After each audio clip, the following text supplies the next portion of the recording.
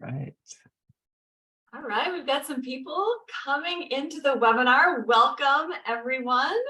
We're just going to wait a couple minutes and make sure we can get everybody in and tuned in and have Zoom ready to go. So it's great to see all of your faces. We're so excited to have you join us for this first session of the day, where we're going to look back at where we have come from with Inheritance of Hope.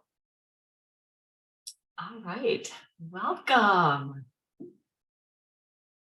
Well, I'm going to start us off with just a few housekeeping things as we get going here. We are going to spend a lot of time chatting with each other in the chat. So at the bottom of your Zoom screen, you should see a little box that says chat. When you click on that, you're going to have the option to reply to panelists or to everyone. So please make sure you're clicking on everyone. So that means that everybody in this webinar, even if they're not on screen, will be able to see your comments. And a big thing you're going to hear about throughout the day is that it is Giving Tuesday season. And we are so excited to get started with our Giving Tuesday fundraising pages. And we're going to be talking about this, as I said, throughout the day. But because you're on our first session, you have a little extra time today to get that taken care of and make a Giving Tuesday page. Tonight at our 7 o'clock session, we have some door prizes that are going to be specifically for people who have already created their page. So you heard it here first. This is the time. The link is in the chat, and we would love to have you take a moment to set up a Giving Tuesday page where you can share your IOH story and invite people to give and be part of what we'll be able to do to serve families in the next year. We will also be giving away a lot of prizes today. We love prizes for sure. So if you are in the chat and you win a prize, if you could email us at info@inheritanceofhope.org with your mailing address. Heather is going to be managing things and getting those door prizes mailed off as soon as possible. So with that, I think we are ready to turn it over to Erin and the Marine Corps Marathon crew, who is joining us from across the country to start us off as we look back. All right. Thanks so much, Betsy. And yeah, good morning again, everybody. Welcome, welcome. Fun to see lots of names in the attendee list here and lots of fun chats coming through. Just reiterate, when you chat, please do that to everyone, not just hosts and panelists, but everyone, so that we all can, in fact, be part of that conversation there. So yeah, we're going to have a little conversation here with people who did a marathon some years back, a very special marathon in IOH's history a number of years ago. And you can see on the screen here, got Grace Gurdon and Derek Milligan, Mike Bosch, Lynn Grady, John Brock, who are all part of that team. And so just to kind of open it up and get the conversation going, and all of you can just jump in as you want, but why did you do the Marine Corps Marathon all those years ago?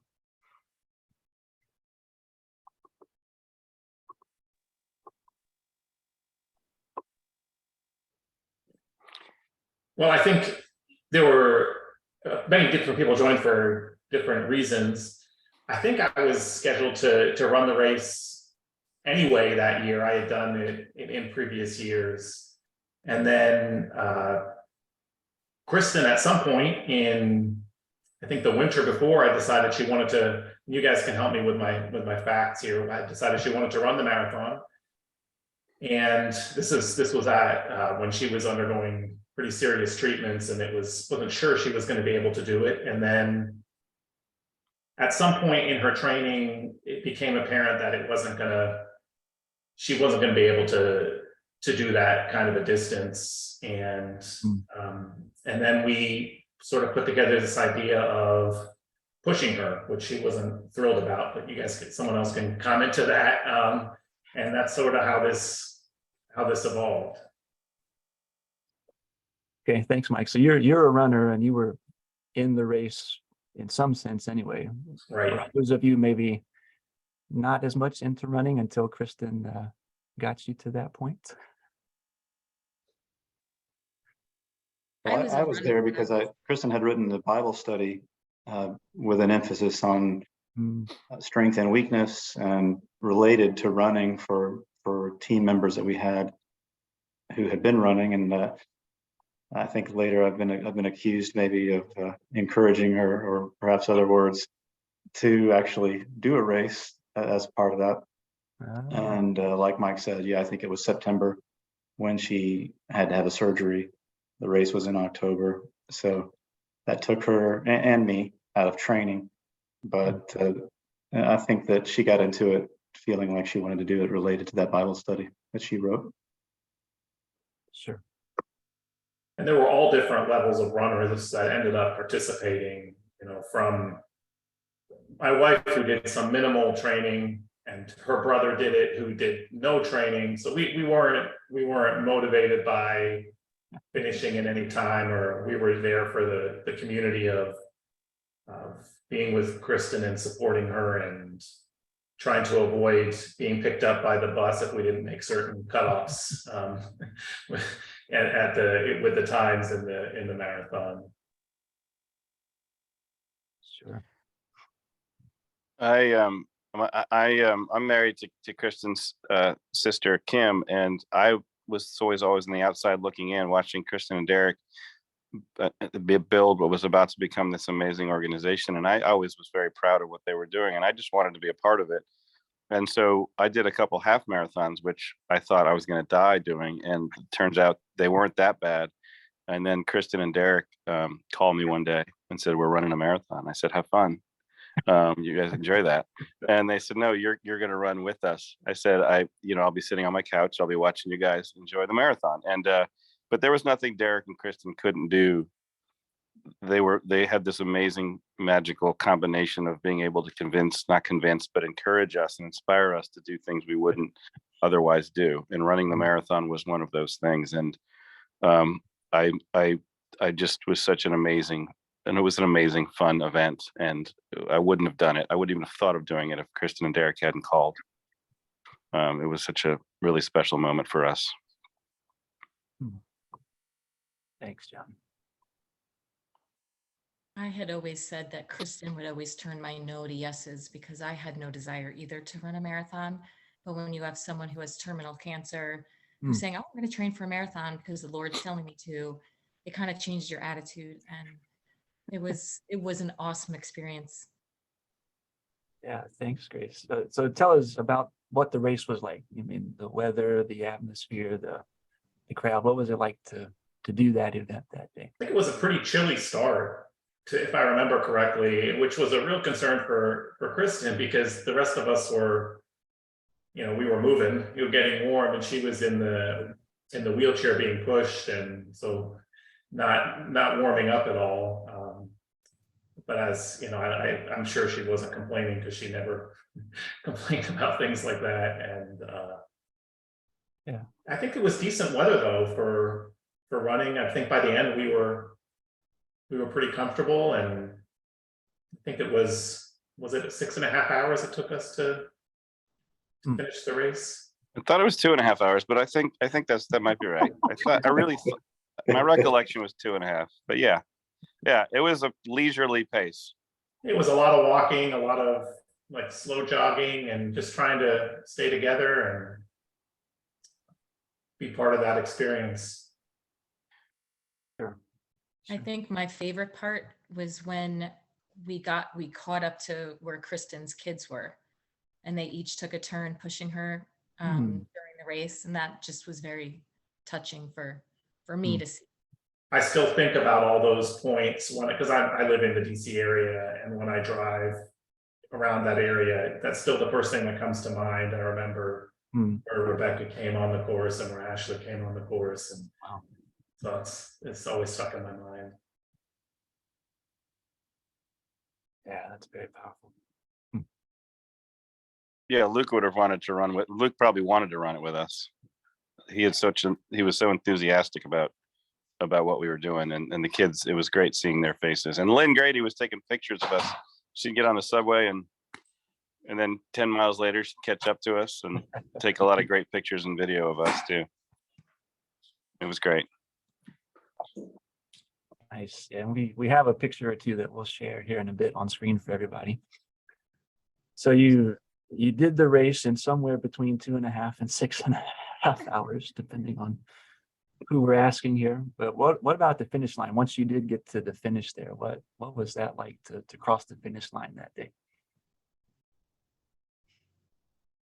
I think as documented in some of the pictures at the end, I'm not sure at what point, there's a really steep hill right before the end. And I think maybe right after that is when Kristen she wanted to run the whole thing or walk the whole thing, but got up out of the wheelchair and we crossed the finish line arm in arm and with Kristen walking through.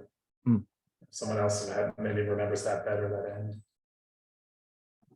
Yeah, that's right. Anytime you finish a marathon, it's an achievement, but this I think was special because the group, it wasn't just finishing that race. It was a real sense of we're all in this together, and this is just another achievement in that journey. Yeah. I still get goosebumps thinking about it, just watching Kristen and Derek holding hands. It was a line of them, but just kind of standing off to the side and watching them hold hands as they went through it. Kristen was a little embarrassed at first that she, was going to have to complete the marathon in a wheelchair, but when she got out, you could, and there was a crowd at the end, and they didn't really know who we were, but it was really special to get, cheered on and it was just a really amazing, it's one of the most memorable moments I have was watching as they crossed the line together. It was amazing. Yeah. Very good. And after you finished, what did you do to celebrate once it had been completed? We ate Sit some. down. I was hungry after 6.5 Yeah, hours. I remember probably eating a lot. A lot of smiles. I wept. No, it was awesome. It was such a team effort. Yeah. Oh, we have I know a quote that Grace is going to read, but before we do that, to kind of wrap up this time, did anybody have kind of that one last story, one last thing you wanted to share about that amazing experience of the marathon with Kristen? Okay. As I mentioned, we have a picture or some pictures from that we can put on screen. And Grace, I would love for you to share some of Kristen's words as we look at these. Sure. You haven't quite yet finished your race. As I write this, I have finished mine, and I would like to share with you the end to my story. God had so much to teach me as I trained for this race, as I was suddenly unable to participate, and as I was pushed 26.2 miles in a wheelchair. I had been writing about his strength being made perfect in our weakness, but was I really willing to live it? I was the picture of weakness on that very cold morning. I was hurting, I was nervous, and I could think of no other place I would less like to be than the starting line of the Marine Corps Marathon. Oh, how I wished to be on my feet like everyone else. But you know what? It turned into an amazing, spectacular day. The 10 friends who would be running alongside me for 26.2 miles were jumping around, trying to keep warm and excited for the race to begin. Their joy was contagious, and I began to take in all that was around me, the people, the setting, the excitement. As the race began, our very experienced team member set the pace, and I couldn't help but feel giddy. I felt like part of the race as I laughed with my friends, talked with them, and cheered them on. They did the same for me, making me feel like one of the team, not the one in the wheelchair. Not too far into the race, I realized something that changed my day and left a lasting impact on my heart. These 10 people were a few of many who had been carrying my family and me through difficult times these past years. And now they would push me through one of my weakest moments. It seemed a fitting end to a study on strength and weakness, and it made my heart leap with joy to realize that God did indeed ask me to do this race a year earlier. He knew exactly how it would turn out, and he knew the great lesson it would be to me, my Almighty Father carrying me once again.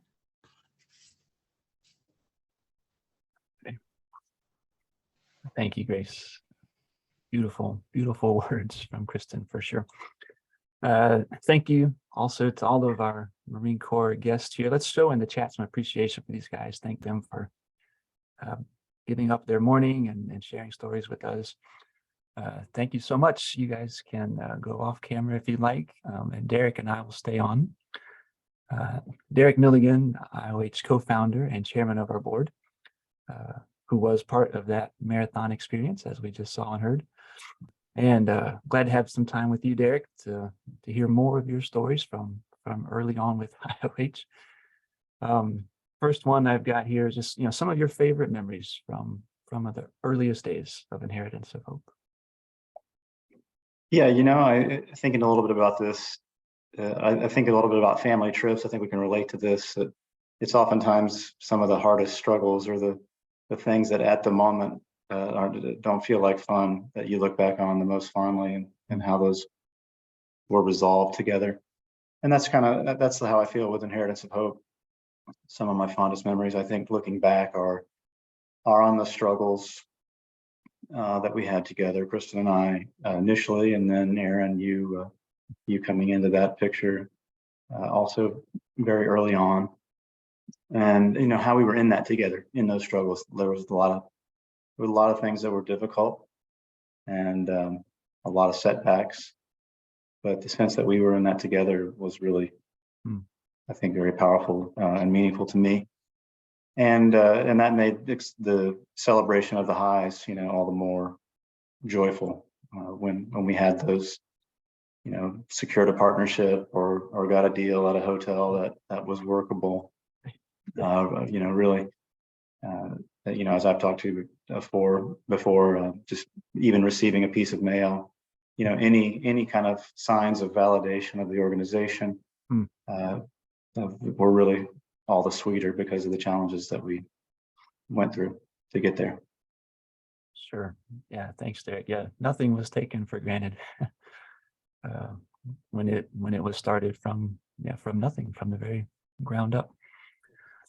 Another thing we'd love to hear about from you, what were some times, even back in those early days, where, there was change, there was growth, and that maybe required willingness to try new things, even early on? Well, I think one thing that maybe made it easier early on is the change impacted fewer people. So the bar in that sense was lower. If Kristen and I were on the same page, and you tend to be pretty agreeable to change.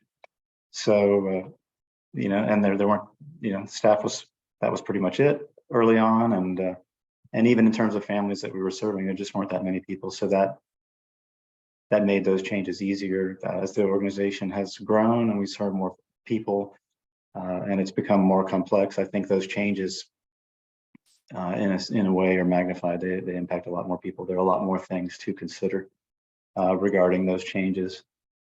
Thinking back, one of the, probably in the earlier stages of the organization, one of the bigger changes that we made was as we expanded the size of a legacy retreat, there was resistance to that because people liked and valued how it had been, and of course it worked well from the very first retreat.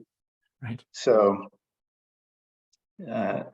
there was some pushback, I think, on that. What will this be like when we change how it has been? We know that worked. And I always felt like, let's push that envelope, and if we get to the point where it's too big, then we'll know, and we can scale it back at that point. I don't think we've, personally don't feel like we've reached that stage, because the way we structured it, I think, allowed to maintain the intimacy, even while the overall size of the retreat got bigger. It was just additive. There are more people that you might meet rather than taking something away. I would say also, just growing the budget, growing the staff, all these kinds of changes, things that you have to weigh heavily, consider again, I think when the organization is small, the impact of these kinds of changes are all the greater. So we were really kind of stepping out in faith anytime we would expand the budget or hire any new person. And while that's still true, it's great to see that the organization has grown to a point where we have a little bit, a little more cushion, I guess, we still want to make all the right decisions, but we can absorb things better than we could early on when it was really by a shoestring. Sure. Yeah, thanks. That's great perspective to hear and be reminded of changes that have been difficult or uncertain all along the way, but have been worth trying, and many of them, maybe not all, but many have worked out well as we've grown over the years. Just saw a quick note from Andrea Boyle in the chat. So Andrea, thank you for being here and thank you for your encouragement. Andrea. For Derek and I, we are glad you're here this morning. More from Derek while we've got your time. Love to hear some stories about how you and Kristen were very intentional with each of your children to really involve them with things as you were navigating illness as a family. Yeah, I think the one that most stands out in my mind is a memory from being in New York City, down at Sloan Kettering. This is about an hour, a little more than an hour from our house at the time, and us being informed about this treatment opportunity that was going to involve really a full day every week.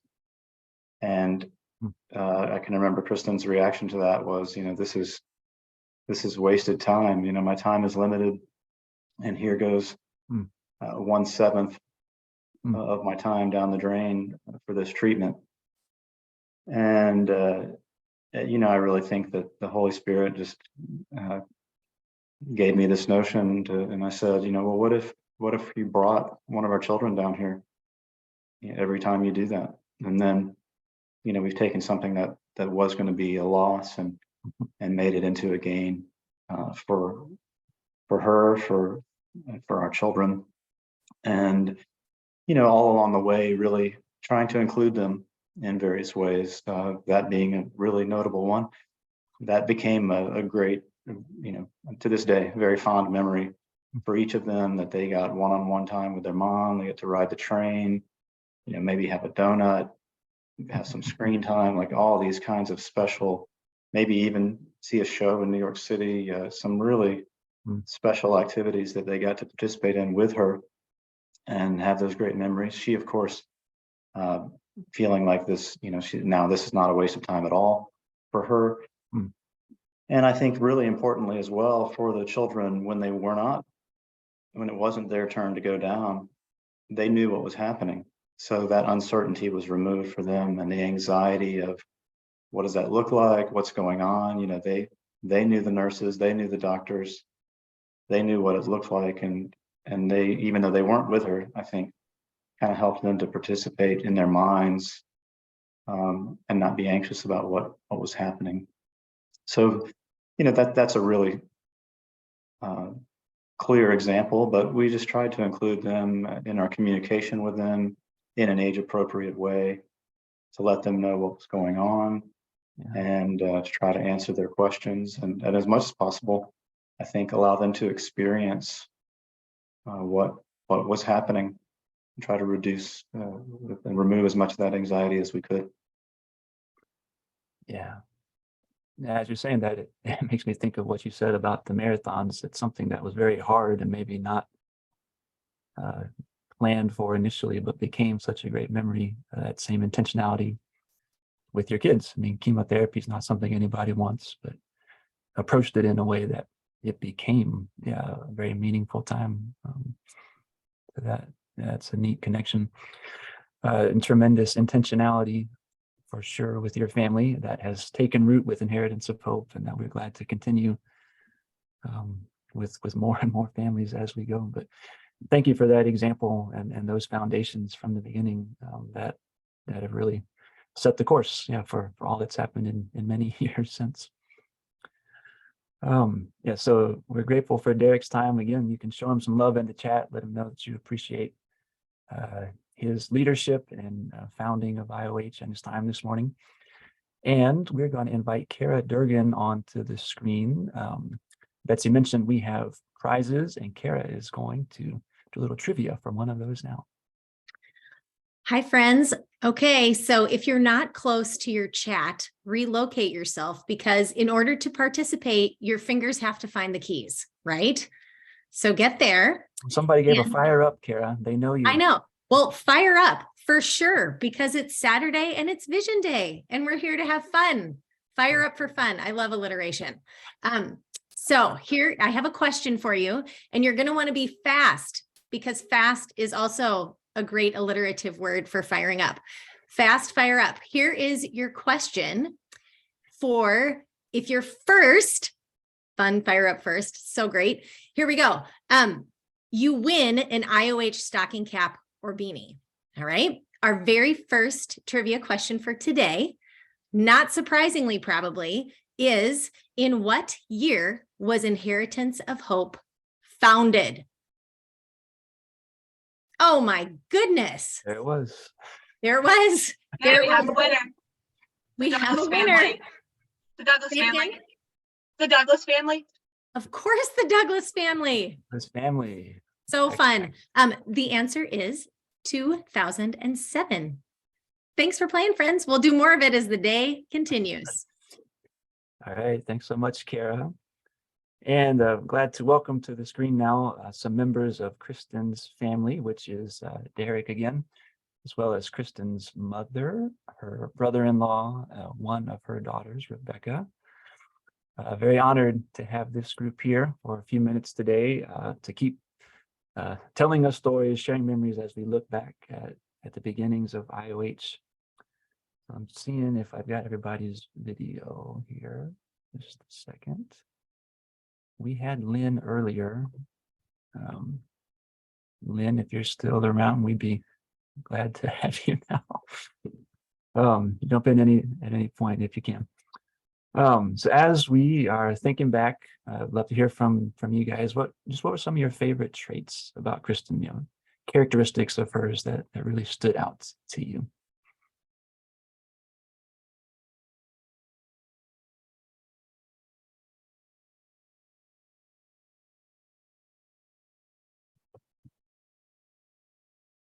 I feel like I've been doing a lot of talking, so let's hear from some others, and I'll chime in afterward.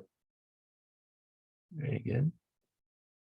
John, Rebecca, some of your favorite traits about Kristen. Rebecca's not usually so shy. She is not. That's true. That is true. There she is. There she is. I would say her ability. This is something that people have spoken to frequently, but her ability to make every single person in the room feel very special, and like they're the only person that she wants to talk to, and yet she talks to everyone in the room and makes every individual feel that way. And I think as her daughter, I got that feeling very frequently. She gave me a bit of extra attention, obviously. Yeah. Rebecca, you stole my answer. You stole my answer right out of my mouth. You heard me say that. Didn't you hear me say that? It looks sweaty. I think I said that. I think I've heard probably every person million that knew her people say say that. She literally would. Yeah, I can't say it better than Rebecca just said it, and more genuinely. She made you feel like you were just so special, and she knew everything. She knew that you were imperfect. She loved you for everything that you were, good and bad, and made everyone just feel so amazing. And so when she calls you and says, "I'm going to run a marathon," you were like, "All right, well, I guess I'm with you." I mean, any you say it, I'm there, and you don't even hesitate to think about it. That's what I'm doing. I'm going to do it. And she would never ask you to do something she wouldn't do. She would never ask you to do something that wasn't best for you. Like anytime she'd ask for a favor, which was almost never, but anytime she asked you to participate in something or included you or welcomed you into something, it was always in your best interest as well. It was really unique. Yeah. Yeah. Thanks, John. I think for me, I think about the embodiment of the fruit of the Spirit and just how she reflected those characteristics, so fully and consistently. And I think related to that, she was very intentional about loving people or at least attempting to, in all the love languages. We tend to maybe be strong in one or two. And, and I think she definitely had that as well, but she worked in a way that didn't appear to be work, loving people in a way that spoke to them. Yeah. Which is also, I think, an outcropping of the fruit of the Spirit, to have that mentality. Sure. Yeah, those are very beautiful and powerful characteristics for sure. Thank you for sharing those. I've got to watch our time a little bit, but Rebecca, if you are willing, I'd love to hear maybe a favorite memory or two that you have with your mom.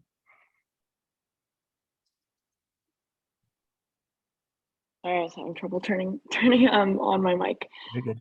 Yeah, one of the memories that I have that's still very vivid in my mind. I remember for some special occasion, I don't remember if it was her birthday or Mother's Day, but I got her this beautiful hummingbird feeder. She really loved hummingbirds and had like a plastic hummingbird feeder outside, and I got her this beautiful glass one. And I don't think it was very long that she had it before I noticed that it wasn't there anymore. So I talked to her about it, and I was like, where did you put the hummingbird feeder? Where did it go? And she was like, well, I really love that hummingbird feeder, but I think someone else might have liked it even just a little bit more. And I was really confused. She didn't really explain what that meant for a second. But it turned out that a raccoon had stolen it. So she was telling me that this raccoon had just loved the hummingbird feeder even more than she did, which she was surprised by. And then she suggested that we kind of turn it into a game and go around our yard and see if we could find where the raccoon hid the hummingbird feeder, which, as you can imagine, was an impossible task. And we did not, in fact, find the hummingbird feeder. But it was a really fun game. And I think it definitely speaks to her ability to take something like that is definitely a disappointment and turn it into something fun and just completely flip something negative into something positive. Yes, that's a great story. I don't think I've heard that one before, because I'm really glad you shared that. Aaron, I'm going to say something just about Kristen, but about the Milligan family, if I may. I'll be brief. I don't know of the people who are involved, all the participants or all the people who are joining and watching. I don't know where all of you are on your journeys. I want to say this. Tomorrow, Ashley turns 24. Rebecca just turned 20, and Luke turns 22 next month. So they were 6, 4, and 2, I think, when Chris was diagnosed. If you want to know how or what or if IOH and the purpose of IOH works, just look at these 3 young adults and the lives that they're forming for themselves. They still have struggles and still have challenges that they go through, but they are the most well-equipped and they have such strong faith. And that's a testament to IOH, and it's a testament to the love and the faith that Chris and Derek instilled upon them for years. And as long as they've been alive, they've had the challenges that your families are going through now. And it's amazing what young adults they've become. And 2 of them are married now, and they've married amazing partners. So there is hope. It sounds so cheesy, but there is hope. And I always look at the 3 of them and think that IOH works, and it's right there in their eyes. So just wanted to say that. Yeah, I think we can call it a day. That's no, amen to that. Thank you, John. Thank you for that beautifully put affirmation. And I wholeheartedly agree that it is a tremendous example from our founders that continues to be a tremendous example. So we're grateful and blessed to have some of Kristen's family here with us this morning. Thank you again for making time, sharing memories and stories, and incredible encouragement. So I'm going to invite Dylan on screen now as we have more trivia and prizes. All right, yeah, those are some great memories. Thanks for sharing those. We have another trivia question, so everybody get ready in the chat. The next prize, this is going to be for an IOH visor. So first one to get this answer, you're going to get an IOH visor. Give you guys a little bit of time to get ready. Get those fingers ready to go. All right, here's the question. What month is National Legacy Day? Oh, we got it. Keep guessing. Douglas fam got it again. Rebecca Douglas. is the Douglas. winner. All right, we got it. It's in May, guys. It's in May, and it's to celebrate our founding date of May 21st in 2007. Great job, guys. Very good job. Thanks so much, Dylan. I saw you got a shout out from Lynn Gump as well. I recognize Dylan on the screen there. All right, next up, we have a video clip where we were able to record Kristen herself telling the IOH story. So we're going to share that with you now. I'm Kristen Milligan. I'm from North Carolina, Pisgah Forest, North Carolina, and I'm married to Derek, and we have 3 children, Ashley, who's 13, and Luke, who's 11, and Rebecca, who's 9.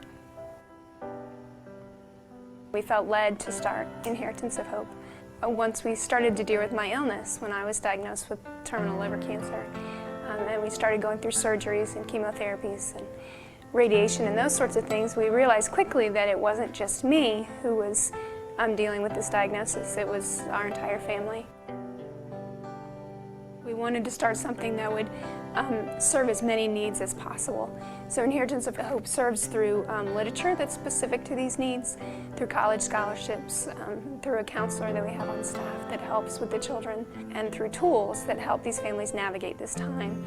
But the signature offering are the Legacy Retreats, where we bring many families together who share understanding about what they're going through, so they don't feel so alone. The American Cancer Society estimates that about 700,000 children every year find themselves in this situation with a parent with life-threatening cancer. And that's just one illness. Inheritance of Hope serves all life-threatening illnesses for parents of young children. My children in particular have struggled in very different ways. Our oldest daughter didn't like to talk about the cancer to anybody, not to other adults or other children. She felt very much alone, like she was the only little girl who had a mother who was sick and who might die. So to come on a legacy retreat and meet all these other children who understand what she's going through, that is really a big gift to her, to have that community that understands her and makes her feel not alone. Our middle child, our son Luke, was old enough really to understand what was going on, but not sure how to express himself.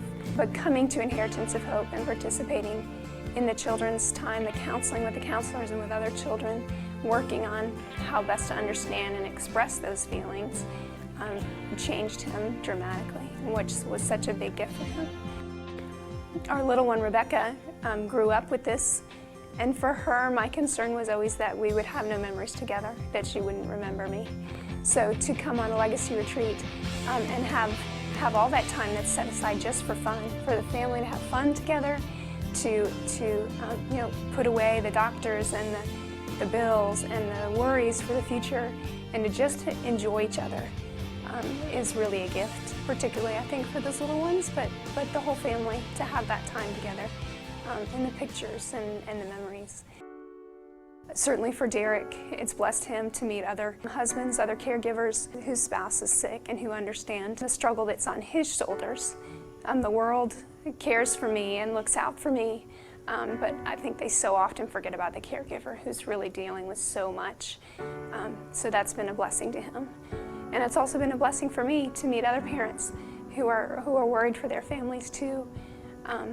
And to encourage each other and to share tools and share ideas, things that have worked. has really been a blessing to me. But the biggest blessing to me has been seeing my family being taken care of, to see my family more prepared and being able to be intentional about the legacy that I leave for them. When Inheritance of Hope started, it was Derek and I and a few other people who loved us and were helping because they cared for us.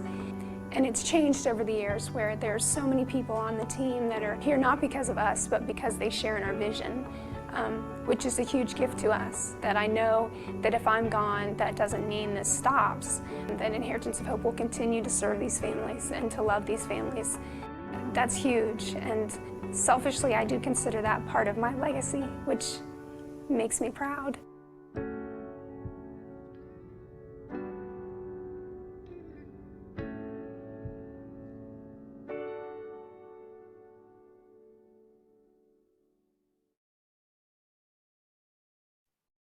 Hey, yeah, wonderful video that tells our story in just a few minutes. For the next few minutes, as we keep the theme of looking back, I'd love to welcome on a number of our staff who are here this morning. And we have a few minutes where we can tell some stories from early legacy retreats. There's some about hurricanes, chickens. We have a range, but maybe Betsy, you want to start us off? Sure. Well, I joined the IOH staff in 2016, and the very first legacy retreat that I was part of leading was in Orlando, right in the midst of a hurricane. And so we watched, how the path changes and the timing of this hurricane.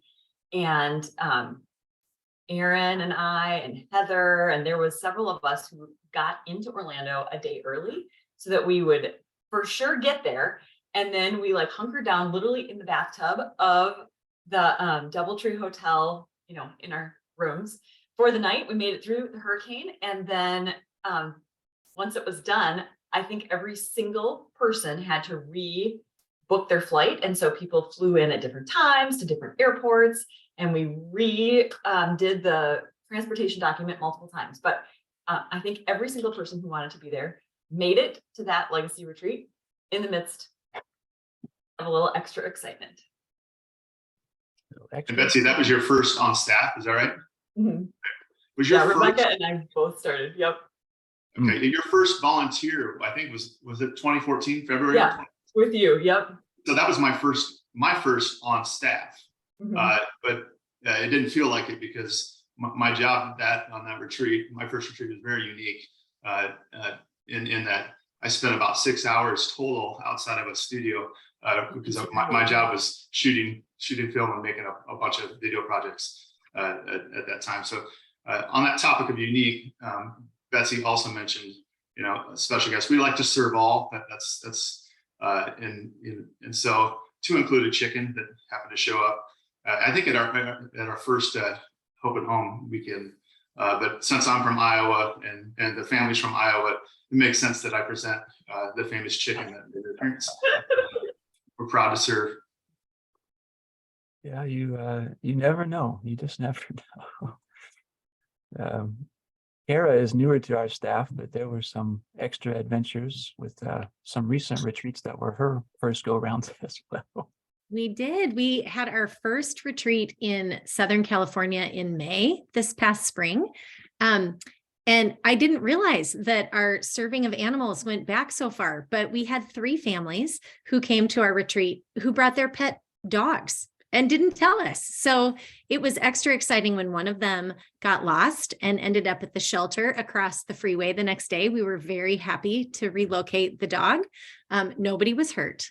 All survived. The other thing about that retreat that was kind of unique, speaking of hurricanes and weather stitches, we had our outdoor event, like our welcome dinner planned for that night, because it never rains in California, or so I was told, except that it does rain. They just call it a coastal mist. So we had to gather up all the things and relocate because the coastal mist was a little heavier perhaps than normal. It was a heavy coastal mist. Oh man. About other staff on here, any fun memories from the first legacy retreat that you participated in? I'll share one. So my first retreat was 10 years ago in New York City, and I had just been served the year prior, so I was very excited to be there. And the family I was with, we wanted to go to Ellen's Stardust Diner in Times Square. So if you don't know what that is, they have like Broadway actors singing and dancing as they serve your food. So when we got there, there were like 4 other families from the retreat that were having their dinner. So we all just like hung out together. We had a kids table and then we had a parent table. And I just remember like having so much fun and seeing that community that was built in New York City that weekend. It was just really sweet. Yes, very good. Thank you, Anna. Dylan or Maddie, you have a story to share?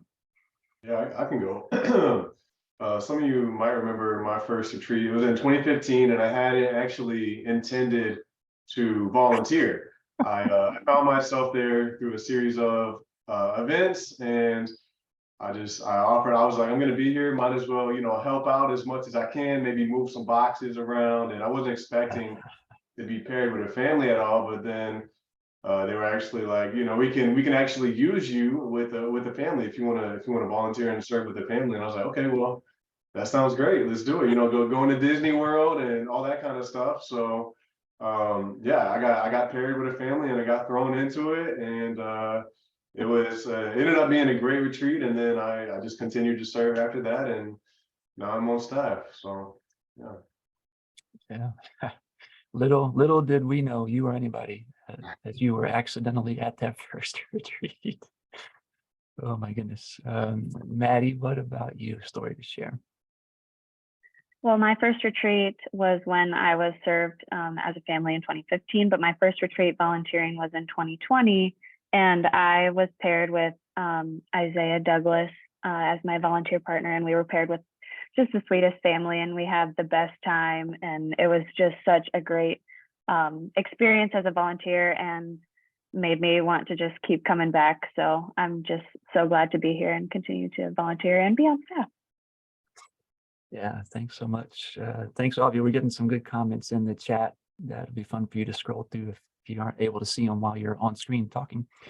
I noticed a couple of our board members are here this morning too, so we are very grateful for our board. Thank you for being here, part of the team, and enjoying these stories together. I'd like to welcome onto the screen a family member served from the very first Legacy Retreat, which is Mr. Tom Dodd. So Tom, if you want to come on here, we would just love to hear some of your stories, memories from literally the #1 Legacy Retreat in Inheritance of Hope's history. Yeah, it was sort of we got approached by a lady in our church, Meg Hill, about going on this trip, and from my understanding, there was some conversation as they were planning this first retreat of, where are we going to find families that'll just like let us take their kids after meeting us for like 3 hours. And Meg was like, I know somebody, because we were always very free with our kids to go with anybody. It was just really, I'll bring them back. It'll be fine. But no, going on that first retreat was something that was very special. Shannon actually ended up passing away a little bit over a month after that. So obviously she was pretty weak at the time. And one of the other things that I just really remembering is connecting with Derek and Kristen at that retreat, because they were actually a family served on that first retreat. So it was sort of neat to be there and go through that experience with them. And so, but the other thing that just really pops out of my mind, especially, is again, the volunteers that we have. Jared was our volunteer on that first retreat. I still remember him very fondly, and just that we were able to do that, because like I say, Shannon was very sick at the time, and so she was not able to participate in a lot of the parks, and there was a water park there and things like that.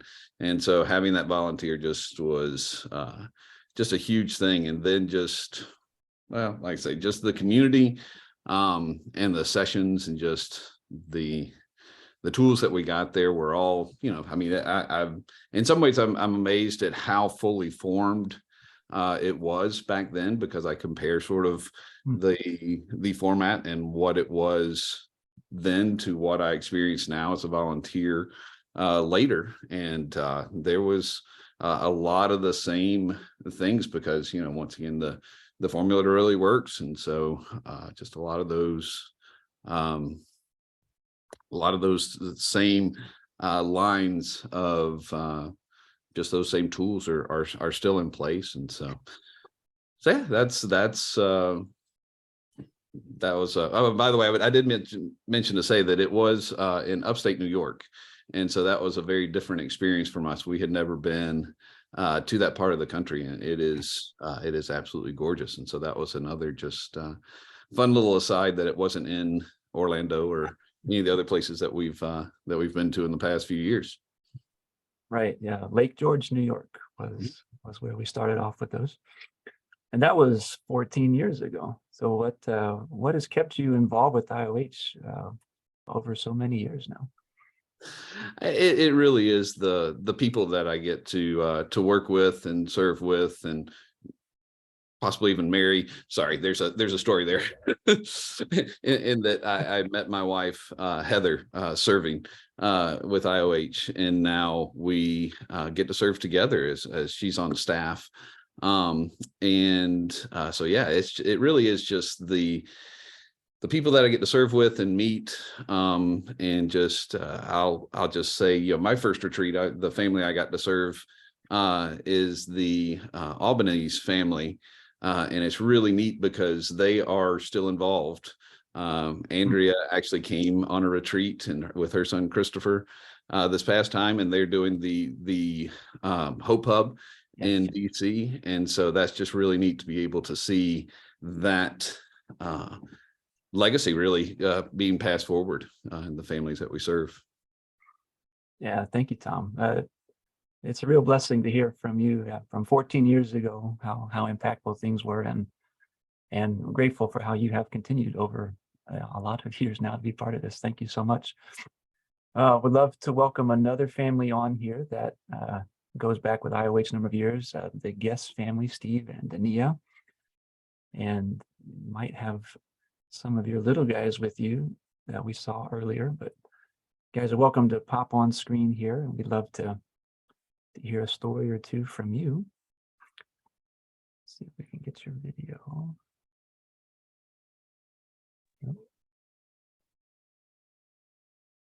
Oh no. Oh, I hear you guys. There you are. Sorry, it says unable to start video. There you go, hit start. We did it. There you are. Great. Yes. Hi. Good morning.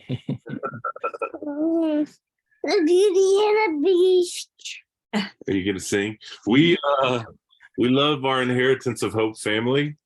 We went on New York. a legacy retreat in New York City. New York, that's right, buddy. And it was amazing. Even now, I think mom and dad were just crying in the background listening to some of the other stories. We were just blown away by how you guys cared for our families. Although our family was smaller back then. So we had Noah, and how old were you, dude? You were 5? 4. You were 4 years old. Mm. And Ethan was in his mama's belly, and Taylor was not here yet. She's brand new. She's a year old, and almost a year old. She's got her birthday next week. So anyway, our family looked a little bit different back then, and God has given me more time. I'm very aware of thinking back to our legacy retreat and looking at my family now. And man, we had an awesome time. I don't even know what memory stands out to me. Well, I think I do. I think I've got a good one. We were the legacy retreat where most of the group went out without us on the boat.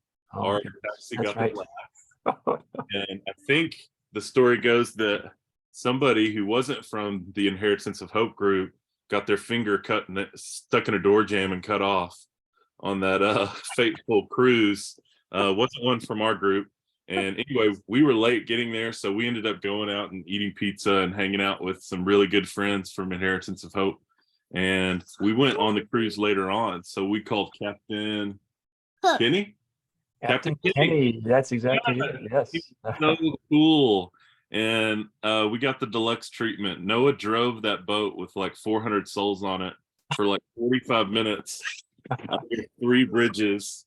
That's and it was incredible, but none of them knew that a 4-year-old was navigating the boat, you know. So that was amazing, and we really loved that. That was a pretty cherished memory, but all of it was amazing. Yeah, Ashley that's hung out with our group most of the time, didn't she? no. Yeah, she toured us around New York City, and it was incredible. yeah, that's another story. We've heard a few this morning where it was something that could have seemed very negative, but was able to be turned into something more positive, you know, to flip things around and find the opportunity. I remember being on the boat and hearing that we left without you guys, which just felt terrible. But yeah, Captain Kenny is a saint with IOH, and he's treated IOH families well many times, and love how he gave you guys that extra care and opportunity later. And good job driving the boat, Noah. That's a big boat to drive. To drive a boat. Oh, boat. Big boat, yeah. He might be a boat captain. What was your favorite memory, baby? Me driving a boat. Yes, the boat was. That's awesome. And you guys have stayed involved with IOH after your retreat. What are some things that you've enjoyed about IOH after you had the legacy retreat? All the kids groups and stuff. Kids groups. Kids groups. All right. Big shout out to the kids groups. Yeah, we have online groups for kids of different ages that meet during the week. We have story times now on Saturdays too. And a great chance for kiddos to have some fun with each other and get to make friends like this week by week as families go through their journeys. So we are so glad you guys are part of the kids groups. You're getting some love here from our groups manager. In fact, Allie herself loves having you guys in the groups for sure. Yeah, they're amazing. We've so enjoyed them. We like listening from the fringes in the kitchen. Yeah, it can be good for the parents too, right? Sort of to overhear as things happen. Yeah. Pretty. We got Coralie on here, another kids group regular. Thanks so much, Coralie, for being here this morning. Yeah. I think Anna, she gets on there every once in a while. She was the one who watched you in New York and spent so much time with you, right? Well, you ate pizza out of that church that isn't a church anymore. Oh, yeah. The pizza church. The Pizza Churchio. There was a church in New York City that turned into a pizzeria. The pizza was delightful for sure. Yeah. Oh, Extra special pizza. You have any good memories with Anna? Don't remember? I was too little. You were too little. I just remember driving a boat and stuff. That was a crazy thing. I remember thinking, after we got done with the legacy retreat, I remember being worried that Noah would never remember me. You know, he's right at that age where it's like, man, I don't remember anything that happened to me when I was 4 years old. No, sir. And I came home and I waged war with the ground and the Texas and the hard Texas rocky soil, and I planted a whole bunch of trees in my backyard. That was probably foolish. I don't know if that's what you guys were telling us to do. It's Texas. But I was trying to do something that would outlast me, you know, that would have like some kind of permanence. And I planted a whole bunch of trees in our backyard, and I about killed myself doing it. That was crazy. And I bought all these metal die-cast cars for Noah, and I didn't really explain to Dania what I was doing, and I just kept buying them. And it was like something that I thought he would think was cool when he was a teenager, you know. And I think Dania was getting frustrated with me because all of these metal die-cast cars were accumulating. I'm sorry, baby. And monster trucks. You got me like 5 monster trucks. Yeah. What you doing? But I appreciated the encouragement to make something last and do something permanent. God's been gracious to us and given us a little bit more time together than I thought at the beginning. Yes. But thank you so much, all you guys in the Guest family. Thanks for making time this morning to share stories from kids and parents that we can all enjoy. Thank you for being part of the IOH family in a few ways. Always glad to see you guys and be in touch with you. Yeah, thank you so much, brother. We love you guys. We love you too. High five, boys. And thank you, everybody, as our time has gone so quickly here this morning. But it has been a treat to spend time looking back, IOH memories, stories from early days. So thank you for being part of this morning. Thank you to everybody who has shared a story. Thank you to all who have been here to hear those and enjoy them. We're off to a really good start, and we still have so much yet to go today. So in 1 hour, we will have family music time with Andrew Best, which is a ton of fun for the kids, but like you just heard from Steve, kind of fun for the parents too. So be glad to check that out. And then throughout the day, we just have continuing sessions with lots of guests, great IOH stories. So thank you so much for joining this morning, and we will look forward to seeing you as the day goes on. Make your Giving Tuesday page. It's a great way that we can serve more families. And if you make it before tonight's session, you'll be eligible for some prizes. So great way to share your story, help us serve more families, and we look forward to seeing you guys as the day goes on. Take care.